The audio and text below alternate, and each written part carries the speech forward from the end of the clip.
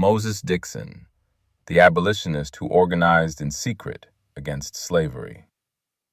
Moses Dickson was an abolitionist, Union soldier, minister, educator, and institution builder who spent his life attacking slavery and strengthening black communities after emancipation. Born free on April 5, 1824, in Cincinnati, Ohio, Dickson lost both parents at a young age and trained as a barber. As a teenager, he worked aboard steamboats traveling through the South. What he witnessed in the slave states, including the violence and degradation inflicted on enslaved people, transformed him into a determined opponent of human bondage. The Knights of Liberty. In 1846, while living in St. Louis, Dickson joined 11 other black men in creating a secret organization called the Knights of Liberty. Their objective was not simply to protest slavery. They intended to help destroy the institution through organized black resistance. Members took an oath of secrecy, communicated discreetly, and reportedly met at night. According to accounts Dickson gave later in life, the organization planned to prepare enslaved and free black men for a coordinated uprising across the South. Dickson later claimed that the Knights had built a network of more than 42,000 men and planned to concentrate their forces in Atlanta before moving against slavery. The National Park Service recounts this version of the organization's history. Why the rebellion was postponed. By 1857, Dickson believed sectional conflict between the North and South was moving the nation towards civil war. Black people were not merely waiting for freedom, they were secretly debating, organizing, and preparing to seize it. A black citizen confronts the Dred Scott era. By 1850, he was living in St. Paul, Minnesota Territory, where he became a businessman and possibly an Underground Railroad agent.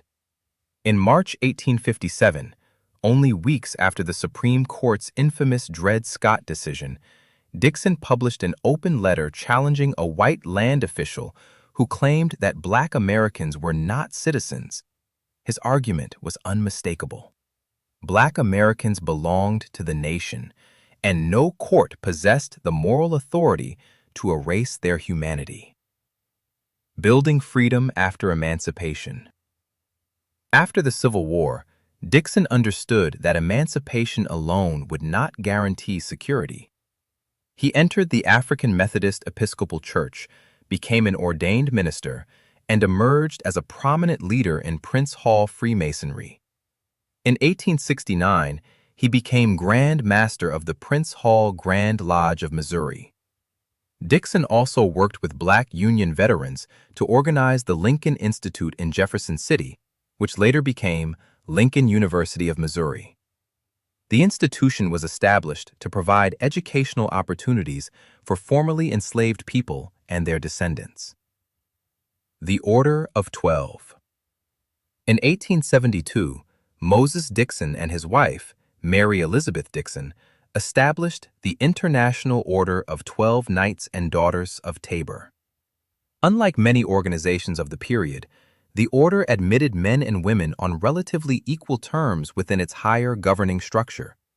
It promoted education, moral development, property ownership, mutual assistance, and economic security. Members could receive financial support during illness and burial benefits after death. The order eventually became especially influential in the South and lower Midwest. Its institutional legacy included the Taborian Hospital in Mound Bayou, Mississippi, which provided medical care to black residents of the Mississippi Delta during the 20th century. Dickson therefore fought slavery in two connected ways. Before emancipation, he organized resistance. After emancipation, he organized survival. Supporting the exodusters. Dickson helped support these migrants, known as exodusters, as they passed through St. Louis. He worked to provide assistance and help families reach new settlements where they hoped to build independent lives. People also needed food, transportation, education, land, healthcare, and institutions under their own control. The legacy of Father Dickson. Moses Dickson died in St. Louis in 1901. He was laid to rest in the cemetery that now bears his name, Father Dickson Cemetery, alongside Black Civil War veterans, community leaders, and his wife, Mary. He began life as a free Black child in a nation built upon slavery.